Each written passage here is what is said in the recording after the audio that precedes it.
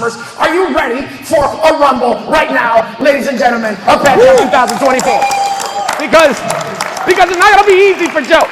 Because coming on the stage as leading our panel, we got the legend himself, Dave Geiger, right there. Dave, come up on stage. Founder and CEO of Verizon Services. Founder, not CEO of Verizon Services. And following Dave, we got Joe Hoffman from Hoffman Brothers. Give it up for Joe Hoffman. You see him and his brother Chris all over Twitter, all over social media. We've got Tommy Mello, who was supposed to go last, but he's coming in now. We got John Whitfield from Mr. Sparky and Authority Brands. We got Chad Peterman from Peterman Brothers.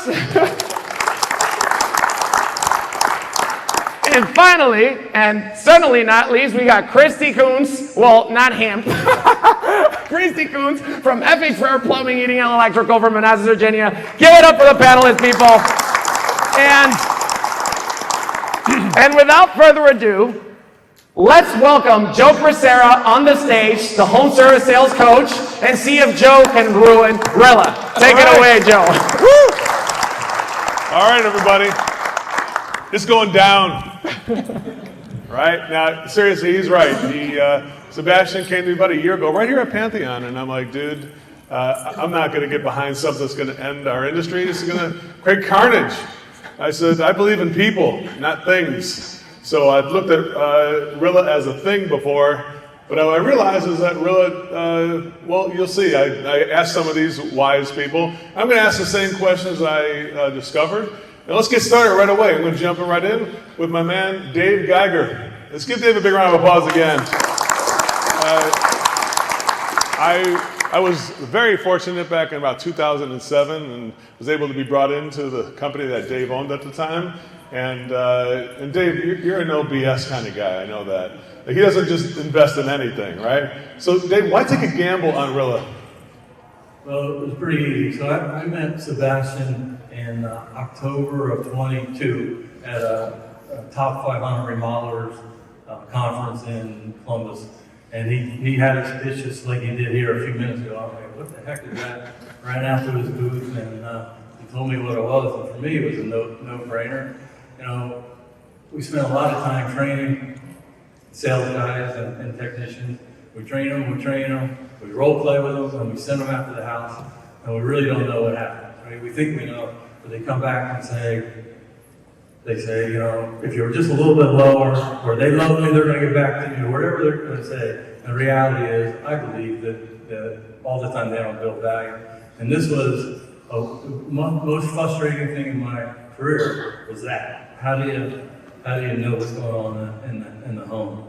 So for me, it was a view into the actual call, and you can leverage your time to do a ride along or a debrief on every single call. And Dave taught me an interesting phrase when I said, Dave, how do you scale something like this? I was in a room with about 150 technicians and like 15 salespeople. I'm like, how do you manage these kittens in this room here? Every person in every company is like a 5-year-old in an adult body. I think we all know that, including the managers and owners, right? So how do you do it? Dave, what's the phrase you told me then? So you have to inspect what you expect. So this is a perfect tool to inspect what you expect. It brings it to life, and I tell you what, when you hear that phrase, inspect what you expect, at first it sounds like a trite little phrase, but then every day you guys go out there and grind it, you know how deep that phrase goes and how that happens every day. And you whisper it to yourself when you're like, damn, I gotta inspect what I expect. Let's give Dave a big round of applause. Great answer. I'm gonna go to the other side of the stage and I'm gonna go to Christy Coons from FH Fur. Christy, you're in the state of Maryland, which is known for a lot of bureaucracy and a lot of oversight with government and things like that. How is this even legal? It's a really good question.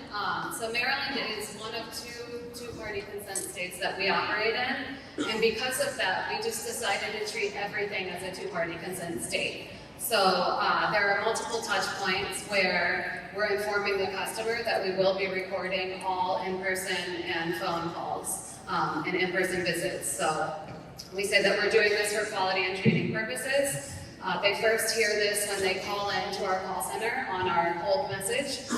They get it in writing, in a text message, and an email for their appointment confirmation.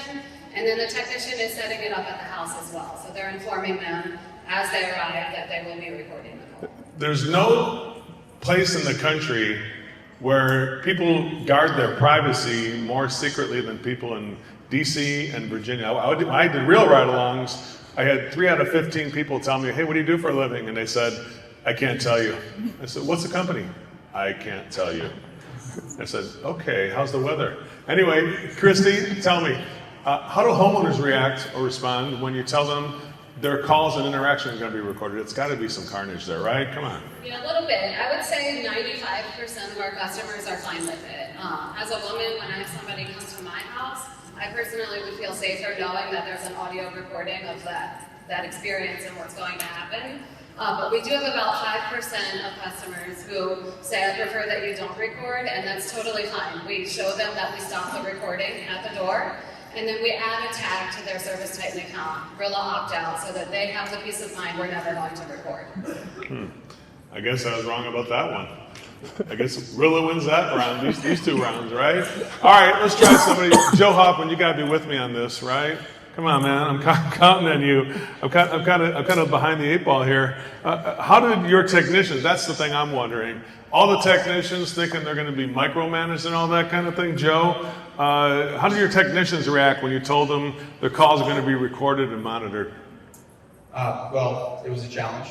You know, there's obviously a few that weren't so happy about it, but a lot of the work that went into a successful rollout happens before you make the announcement, in terms of building champions, getting people that are going to stand up in your meeting and verbally support it. At the end of the day, if you have the trust with your field pros that, hey, this isn't to monitor what you're doing, this isn't to nitpick what you're trying to do every single day. I've done in-home sales in the past, and I even acknowledge to a lot of them in the conversations that I have is, there are, in today's day and age, things are very politically charged, and if I might walk into somebody's house and I see a flag on the front door, and I might try to relate to someone as it relates to that particular flag. And maybe there's some things that in that conversation that I had with the customer that I wish wasn't recorded, or that I'd be a little bit nervous about being recorded, and I acknowledge that is a concern, but that's not what we're looking for. We're not here to try to nanny cam and see what you're doing. I understand that you have conversations with customers, that you're building relationships, and that doesn't bother us. This isn't an HR tool. This is a tool to help you get better. And at the end of the day, it worked out really well for our team. We got all of our team, on board. There was some consternation, but it worked out really well. Thank you. Give John a big round of applause. Joe a big round of applause. Sorry about that. Joe a big round of applause. I'll go to my buddy Tommy Mello in the middle, who's got tons of technicians and around the whole country. Tommy, let's just do a little bit of feedback. Give me a short 2 minutes on that, if you don't mind. Same question? Same question. Yeah, well, what I did is, Aaron Gaynor was the original one that told me about it, and he said, the guys were really apprehensive at first, but once I got Adam, my top guy, he goes, the guy doubled his sales, and he was already my top guy. So I called Adam, and I said, would you mind coming on our A1 meeting and presenting this? And he said, yeah, no problem. And everybody respects Adam because we've had him on our meetings. So that was the best way to sell it, is get one of his top guys to sell it to our guys. It's not a babysitting tool, it's to catch you doing something right and share those things. So taking what works well at another company that people really like, trust, and they admire, and getting them to present in front of us. If I would have said it, none of my guys would have wanted it. But the fact that Adam from Eco Plumbing and Eco HVAC said it, meant a lot. John, you want to expand on that just a little bit too? Yeah, so our guys were super reluctant to jump on Rilla at first, so we definitely had that pushback. But right off the bat, we had a customer that called in and complained on a tech, and we had our whole staff on Rilla, so they were already being recorded. But we had a customer call in and complain on one of our techs, said that he was yelling and being abrasive, and so normally in that situation, we would call the tech, figure out what he did, and then pick a side, right? And in this case, we actually forgot that we had Rilla, and so we were sitting there talking about, okay, we got to call the tech, and they were like, oh, you know what? We can listen to the call now. And so it was like, oh, this is Eureka. So we listened to the call. Technician did everything right. right? So it was more of a matter of calling the tech and saying, hey, so we had a customer calling and complaining, I didn't do anything. No, we listened to the call, we know you didn't do anything, you killed it, you did exactly what you were supposed to, but we had it on Rilla. And so he was like, dude, I want all my calls free recorded. So now this dude he calls us and he's like, if he ever has to pick up or he doesn't have signal, he's like, dude, I can't record this call. And we're like, no, we'll get it figured out. But the guys are completely sold on it now. So that was an unintended consequence that was super awesome. Yeah, I think give him a round of applause for those answers, guys. Great job on that. I feel more enlightened. Thank you. John Whitfield, we're going to stick with you on this one. How does this thing actually work? What kind of technology do we need? Tell us just what's the mechanics of this whole thing. So we have our guys doing it on the iPhone. So they clip their iPhone with a little OtterBox clip on their belt, and they just go into the house, run the call, it records all the audio. As soon as they're done with the call, it populates on my end on my computer. I could probably spend 4 hours talking about all the awesome stuff I do with it, but I can go on there, I can check on my training, I can see if the training I did on a Wednesday is taking hold and working. I can clip little clips for doing training with overcoming objections, and then, when I do training on Wednesdays, I don't even say, okay, here's the objection, I just play a clip of an actual objection and have them role play it. So it's my manager section of Rilla is epic. The way I've explained it is the Rilla revolution. It's like once you have this in your business, you can't go back.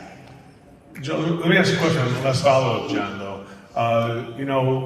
When the managers use this thing here, I was going to ask, here it is. Tell me the difference. It's going to be a surprise question because it's not something I told you before. This is, tell us the activity level of a manager before Rilla and now the activity level of a manager after Rilla. So my activity, I would say they're more precise. So I know more accurate. So I now accurately know what I need to train whenever I'm training. I know what the problem spots are, especially with the AI. I can go and ask crazy questions like, what is our number one objection in our company? And how many of y'all would like to know that answer? So I can go on and figure out exactly what our number one objection is, and then I can go and hit that and train on that. So I would say my time is spent a lot better. It's a lot better spent time, right? So much more accurate time spent. Let's give John a big round of applause for that answer. Great job there. And now we move on to another great friend, Chad Peterman from Peterman Services. Chad, how do you get management involved? Like I said before to John, a lot of managers think that it's like doing an autopsy. Let's go see what the guys did and we'll coach them tomorrow. Tell us about that. How do you get the management team involved with this, and how do you get them around it? Yeah, I think so. What we've tried to do is really frame it around the support of the technician, right? As a manager, you are in service of the people that you lead. And so in that, as John pointed out, a lot of the times our managers don't know where to go, right? It's like, well, make them better, make them close more, higher tickets, and they're not really sure where to go. And so with a tool like this, to be able to kind of have a purview into what is actually happening on the call, it allows for, I think, better training. I think it also gives your manager more confidence because they know what actually they're presenting in a meeting is something that can help. They've also got, examples that they can refer to say, hey, here's Billy, and he did a really fantastic job, rather than, I think as Tommy said, if I were to stand up here and say it, it's not as powerful as if one of your peers does it. And so I think the tool itself is really aiding, kind of management and just allowing them to be more confident as managers and address the areas that are truly going to produce results. Christy, could you give us a follow-up on that with using Rilla as a celebration tool, not a punishment tool? Tell us about that. Yeah, for sure. So we made a commitment to our team when we first launched Rilla that we would use it for good. It wasn't something where we wanted to spy on everybody and get them in trouble for things that they might say to a customer. If there's something really egregious, there might be some consequences there. but we make it a point to have a positive clip in every service meeting every single week. So every manager is responsible for going in, finding a great example of a member of their team and sharing that with their peers. So really lifting up the team and using it for good.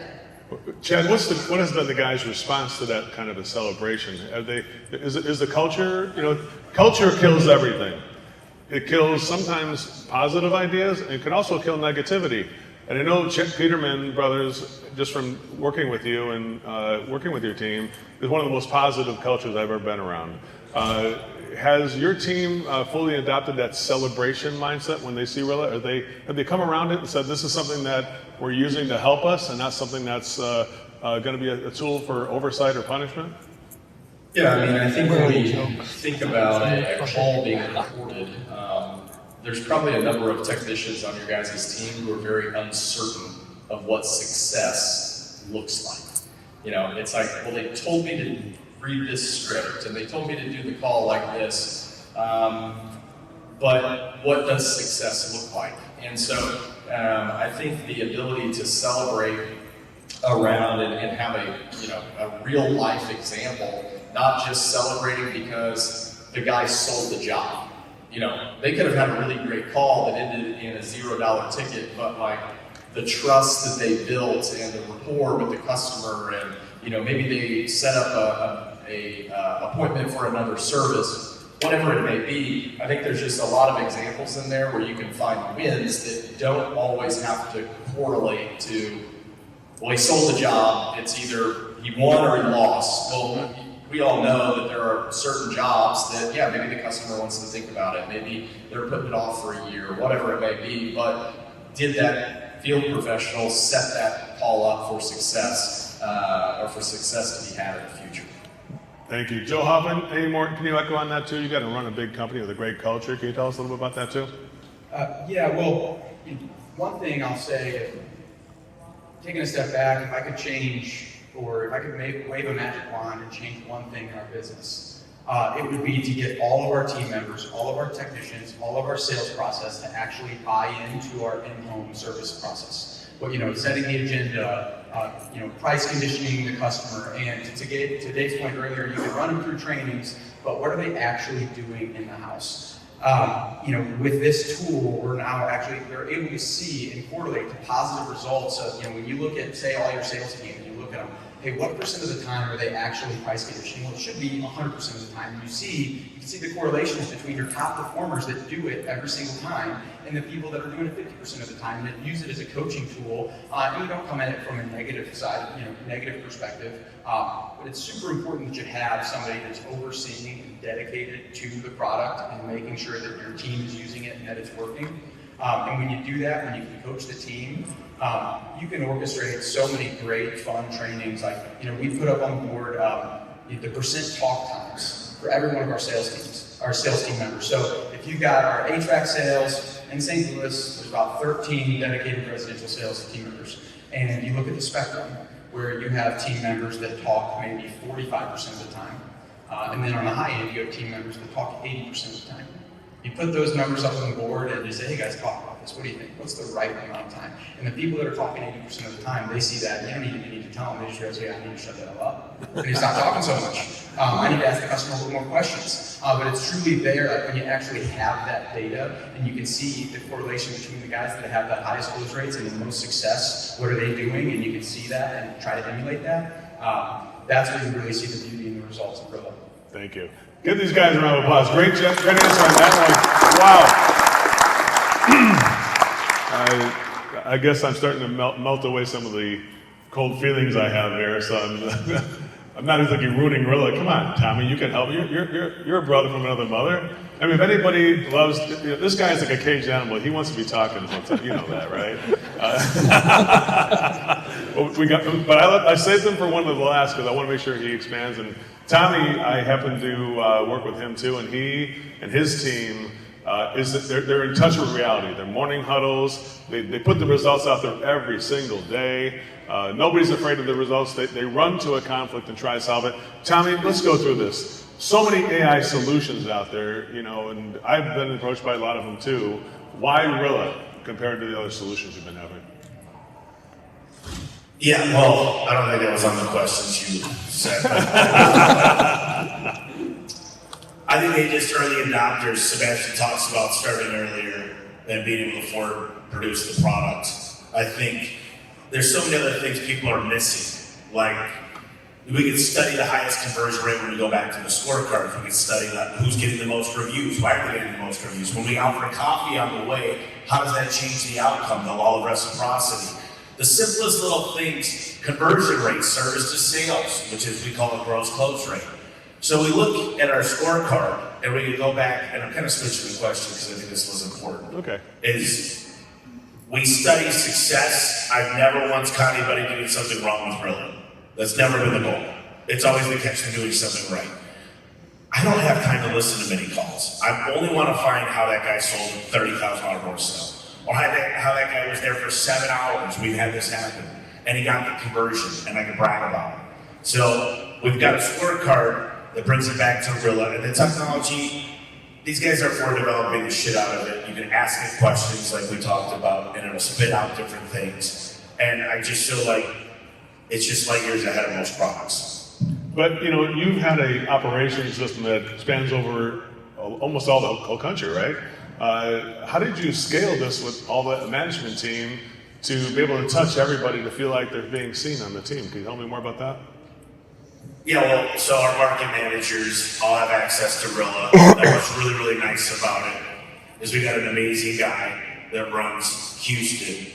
And Houston's our fastest growing, one of our largest markets. And we know how often he's in Rilla and how much he's commenting to the guys. And he's like a power user. I mean, he came to New York with us when Sebastian invited us out there.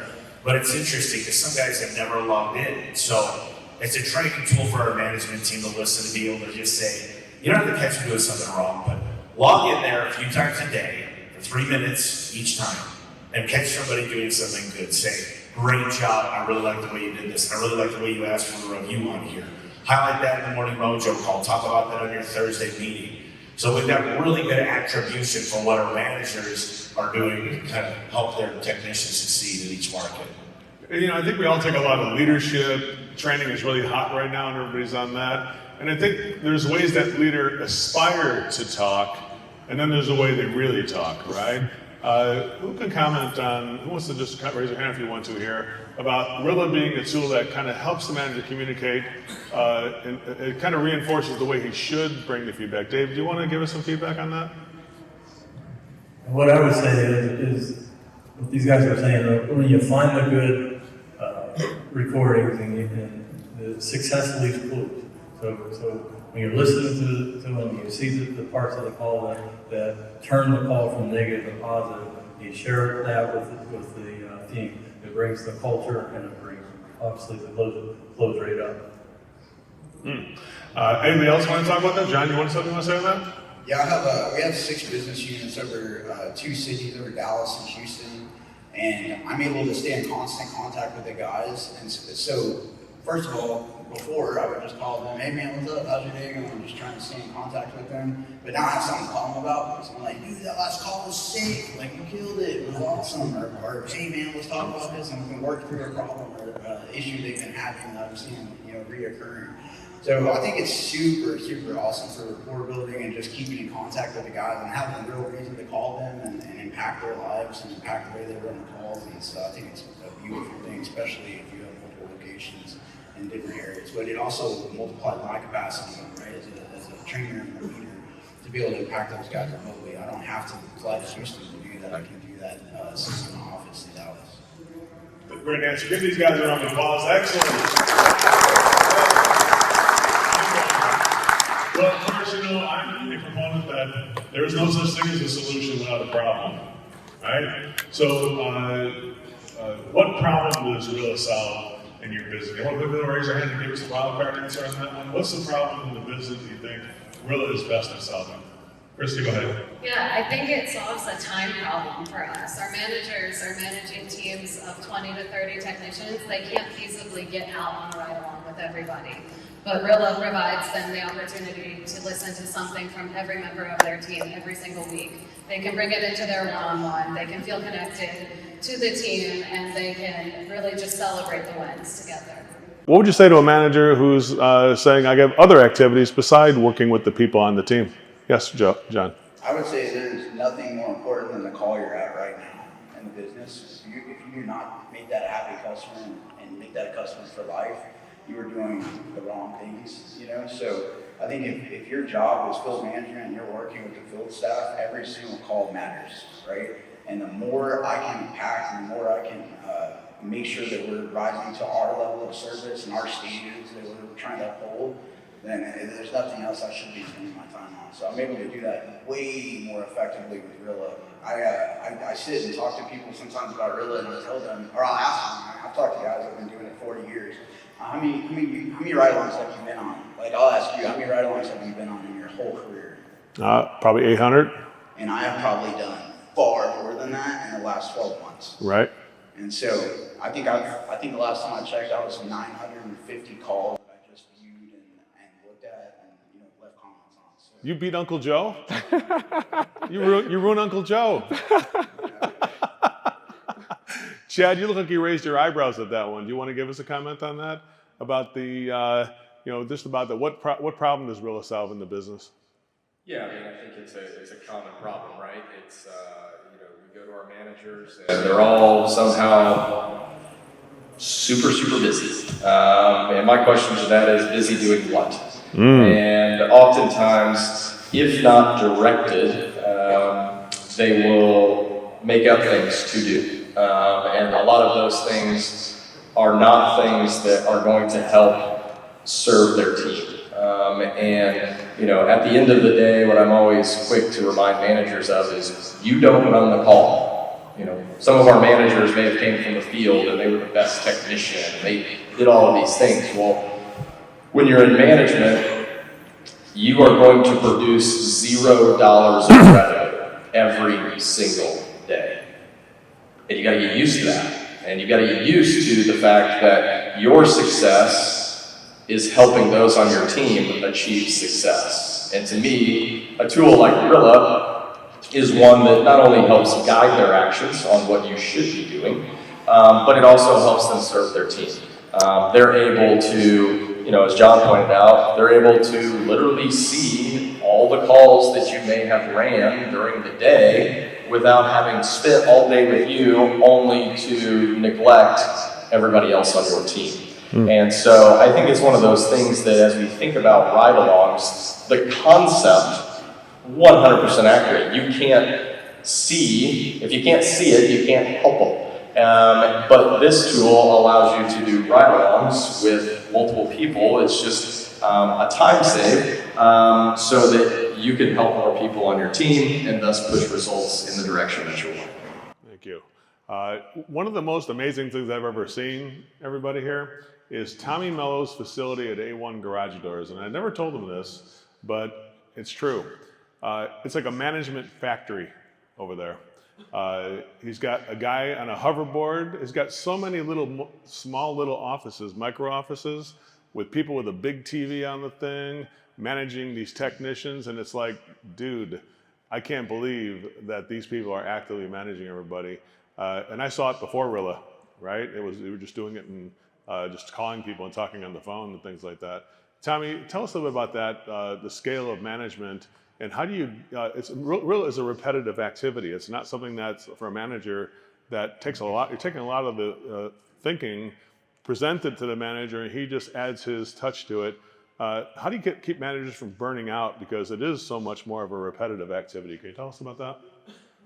Yeah, like I said, I feel like the scorecards that we have allow us to study. I only need to find a few good examples of turnovers and a few good examples. But one thing I'll tell you guys, this is like the deep down dirty secret, is you need to have some type of process and an exact verbiage you guys use. And once you're nailing that verbiage and everyone else hears it working over and over, $10,000 door sale, $2,000 service call, $20,000 door sale, and you can continue to show them this is what you say. We don't have enough time to dissect 22,000 calls. So we just aim to do the top calls and point those out as much as possible and have the guys. And here's what else happens, Joe, is a lot of times the guys will send each other clips. And once you got the culture where they're sending each other clips, and they're listening to each other's calls. I've got guys that spend 2 hours a night listening to the top guys' calls because they got the scorecard. So once you get them into the cultures to the point where they're going to listen to each other, I don't expect our management team to be like, dude, I clocked 40 hours of Rilla this week. I don't need that. I want them doing their jobs. I want them finding the good things and implementing those things. But the culture's changed over the last 6 months a lot, where they'll catch each other doing something great. Be like, dude, you should have seen. I'm at 72% conversion rate on service agreements. And then we brag about how much money that guy made that week, that month, that quarter in service agreements. And all of the team wants to go listen to those calls. So get them excited to listen to each other's calls and send each other clips. And get them logging in at night. And the whole sales culture starts to change. All right, now we got the lightning round. Give Tommy and everybody a big round of applause. These guys, dude, the wisdom on this stage. I got a chill down my spine right now. I don't even know. I think I was too old to have that kind of a thrill, but I'm good. Thank you. That's something I haven't gotten for a while, so thank you. Let's go. The lightning round. The lightning round is 30 seconds. Can you guys handle it? We can't go more. We got to give Sebastian 5 minutes to wrap it up here. So here we go. Here's the lightning round question. Margins are tight. The prices are going through the roof on everything, including labor, materials, equipment, and everything like that. How do you justify the investment per technician to get Rilla implemented throughout the entire company? Chrissy, you want to start with that? Yeah, sure. It pays dividends. Simply put, we did an assessment of power users versus what we call user users. And the power users were technicians and sales reps who use the platform to self-improve. They listen to their own calls or their teammates' calls, and we found that their revenue per lead was at least $200 higher than the user. So their conversion was up, their revenue was up, everything was up. If somebody said that's a lot of money, what would your recommendation be? I would start small, start with one team, grow from there. Chad, you're on 30 seconds. Yeah, I mean, I would agree with that. I think it's, start with a pilot and kind of figure it out. And a bunch of these guys are talking, having a process and what's the procedure and how all of that stuff. I think getting all of that ironed out so that it's a successful, implementation. I think if there's anything that we've learned as we scale, it's with any project, it's vet until you got it all worked out, because the smoother especially when it affects the frontline staff. You can roll out other things in the background, but when it affects the field professionals, we all know that they are very resistant to change. And so a change like this is somewhat of a big one, but if you can vet it out and really be thoughtful with the implementation, I think you set yourself up for success. John, you got 30 seconds.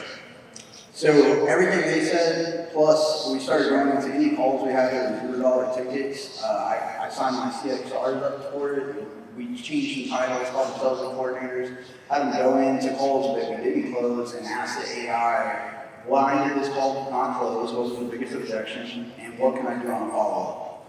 And then it would literally lay out exactly what they need to do to call that customer back and close it over the phone. So we have generated tons of revenue from leads we already purchased that otherwise we would have known why it didn't close. So that was huge. Tommy, 30 seconds. Yeah, for what our revenue is and our profitability for the company, it's a far no win. It's not very pricey. I mean, our good guys are doing $1.5 million to $2.5 million. This is nothing. It doesn't cost a lot of money. It's an investment, not a cost. Someone once taught me that. So if you look at this like a cost and you're not going to implement it, it's just another fancy thing. Don't do it. If it's something you're going to implement and praise your people and have meetings and really show off who's killing it and how proud you are, then use it. Joe, you got 30 seconds. Dollars and cents. Our pilot, we did our residential HVAC sales in St. Louis. And we, looking at all of our historical numbers, during the course of our pilot, our average close rate increased by about 5%. So if you look at that from a perspective of, which is very meaningful, that wasn't just a blip. You can't, when I tried to explain it away, was there other factors? What other factors could influence this increase in our close rate? Truly the only one is Rilla and the accountability to following our process.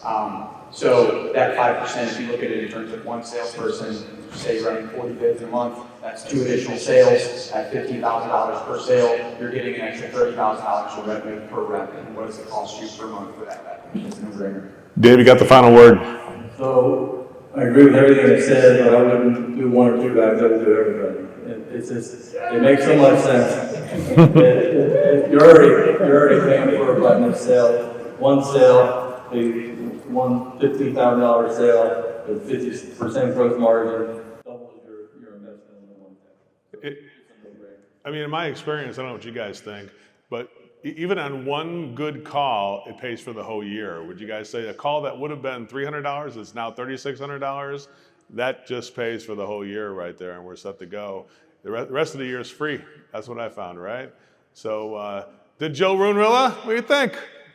Hell no, shoot.